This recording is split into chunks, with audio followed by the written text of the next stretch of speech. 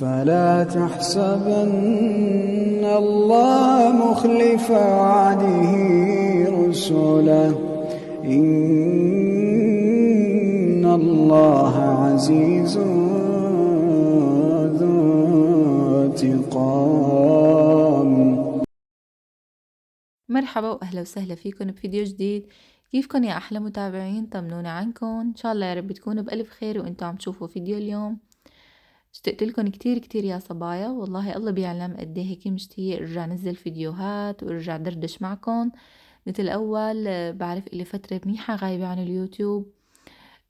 وكتير صبايا سألت عني وبعتت لي انه ليش ما كنت عم تنزلي وكذا وشو صاير معك، فبتشكركم من كل قلبي يا صبايا.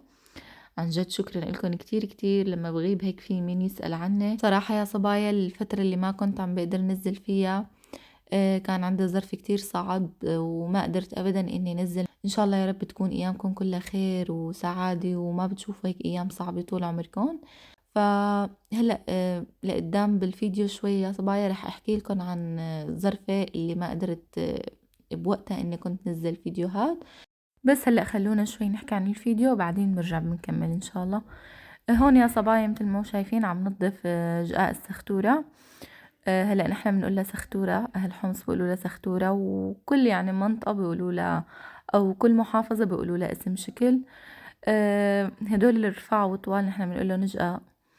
هون عم نطفن يا صبايا. أنا طبعا مطلعتهم من قبل بيوم، نضفتهم كتير منيح ونقعتهم بالليمون، وهون كمان رجعت قلت لعيد علي نرد كمان دور تاني ارجع افركهم بالليمون مشان ينضفوا اكتر، لانه اليوم بدنا نروح عند اهلي اذا الله راد نتغدى.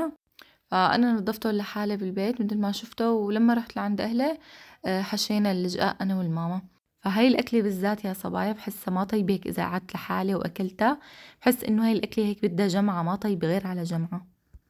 مثل ما شفتوا هون جهز الأكل. بصراحة يعني حاولت إني أنزلكن قد ما بقدر، بس ما قدرت غير صوركم بالبيت لما كنت أنا عم نظفها، لأنه هيك لما رحنا لعند أهلي انشغلنا ونعجقنا شوي فما قدرت صور. وهون قلت يلا المهم الشكل النهائي إنه أقدر صوره. كتير كتير نحنا بنحبها للسختورة. هلا في ناس كتير بيقولوا انه ما بحبوها، يعني هيك وهيك اغلبية الناس، عالم بتحبها وعالم لا، بس لا نحنا كتير بنحبها. الحمد لله خلصنا غدا وهيك، وبعدين هون يا صبايا هلا هون رايحة مشوار. رح اقولكن لوين. هون يا صبايا انا قايلين لي على بيت جديد اني لازم روح شوفه، ويعني وما في عندي وقت بسيط حتى انتقل، يعني استلامه فورا للبيت، عرفتوا كيف؟ فهون هلا على الطريق وراح اشوف البيت، فقلت انه باخدكم معي بفرجيكم البيت بتشوفوه معي بتعطوني رأيكم. هون هلا كنا على الطريق بس رح نوصل. هلا هو البيت قريب الحمد لله، يعني بنفس المنطقة اللي انا فيها، بس هون لانه كنت عند اهلي وبدي اطلع على البيت ففي مسافة بيني وبين اهلي، يعني مشوار منيح. وهون كنا على الطريق. هلا هون يا صبايا وصلنا على البيت اللي بدي انتقل عليه. حبيت هيك اورجيكم من اولها. هلا هون يا صبايا اذا شايفين هون ولادي، فهون سبقوني طلعوا على البيت هني وجوزي، وانا بعدين لحقتهم. فهون يا صبايا اول دخلت البيت مثل ما شفتوا هذا المطبخ.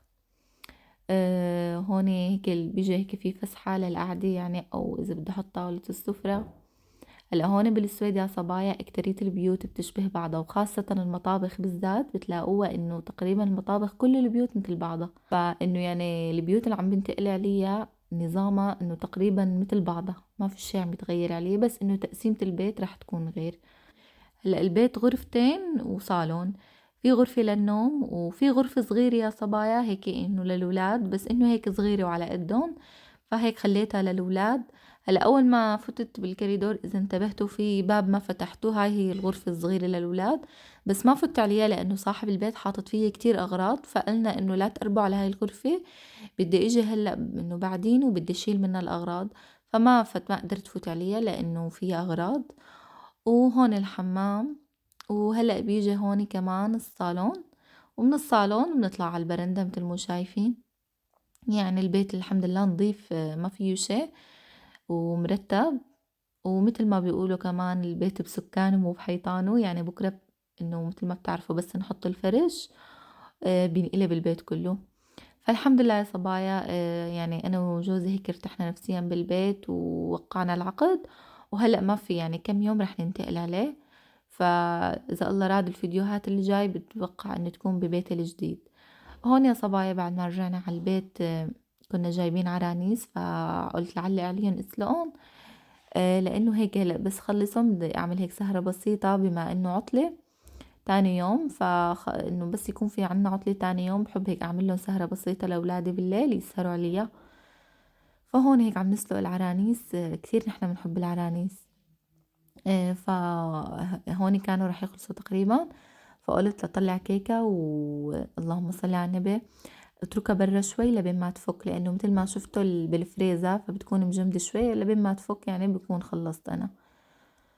بنرجع لسيرتنا يا صبايا، إني ليش ما كنت عم باقدر نزّل على اليوتيوب فترة طويلة. اللهم صل على النبي. وإن شاء الله يا رب ما بتدوقوا وجع. يا صبايا بابا جته جلطة قلبية ودخل المشفى. وقت جته الجلطة يعني كتير كتير زعلنا وتأثرنا، لأنه البابا ما كان أبدا فيه قالب قلبي، ما كان فيه شي مواجعه أبدا. ففجأة إنه دقولنا وقالوا لنا إنه هيك تعبان شوي ولازم ناخده على المشفى. أخدناه على المشفى ولا قالوا لنا إنه القلب فيه شي لازم نخطط ونعمل صور. فلما خططوا وعملوا صور اكتشفوا إنه جايته جلطة على القلب. وكتير وقت اتضايقت وزعلت بصراحة يا صبايا، لأنه عن جد ما كنت متوقعة أبدا. بس سبحان الله المرض وقته يجي على البني آدم طبعا لا بينذر ولا بيعطي سابق أمان، فجأة هيك صار معه. الحمد لله على كل حال. المهم قالوا لنا بعدين إنه بده عملية للقلب وبدهم يركبوا له شبكة، فعملوا له هاي العملية وركبوا له شبكية على القلب. بس كنا كتير كتير إنه خايفانين إنه أحيانا مثل ما بتعرفوا إنه ما بتنجح عملية القسطرة. بس الحمد لله رب العالمين نفذوا منا بخير وسلامة وعملها. كمان قعد فترة منيحة بالمشفى وصرنا نروح لعنده. وأنا فيها عادي يا صبايا، لما بتكون نفسيتي مرتاحة بحب نزل فيديوهات، لما بتكون نفسيتي تعبانة بحب بعد شوي عن اليوتيوب، لأنه بحس الفيديوهات لما بتكون نفسيتي مرتاحة وبنزلها بتطلع حلوة. فالحمد لله دائما وأبدا على كل شيء بيصيبنا وعلى كل شيء بيصير معنا، ورب العالمين هيك رايد. لا اعتراض على حكمه. وبعد ما طلع من المشفى يا صبايا يعني قلت خلاص خليني ارجع لليوتيوب، يعني هيك الحياة بدها تمشي، شو بدنا نعمل، الحمد لله على كل حال. ولما قررت ارجع نزل فيديوهات مثل ما بتعرفوا صار الزلزال وتغير حالنا كله وقتها، وكتير كتير تضايقت وزعلت يا صبايا. كمان رجعت الناس اللي توفت الله يرحمها يا رب ويجعل مسواهم الجنة، كتير تضايقت عليهم وزعلت. طبعا هذا الحزن بقلوبنا ما رح ينتسى. بس يا صبايا الحياة هيك هيك ماشي، يعني ما رح نقدر نعمل شي. يعني قلت خلص وقتها ما عاد بدي انزل على اليوتيوب وما عاد بدي اعمل شي. الناس توفت والأطفال اللي ماتت لسه أنا إلي نفس نزل وأعمل. بس يا صبايا الحياة هيك هيك بدها تمشي، يعني نزلت ولا ما نزلت يعني ما في شي رح يتغير. ما بنقول غير الله يصبر الأمهات اللي ماتت أولادها، والله يرحم الشهداء اللي توفت، ويا رب هيك الله يفرجها على الجميع. وإن شاء الله يا رب ما بتشوفوا أسى ولا وجع. إن شاء الله أيامكم كلها بتكون راحة بال وخير وسعادة، والله يبدل أحوالنا للأحسن.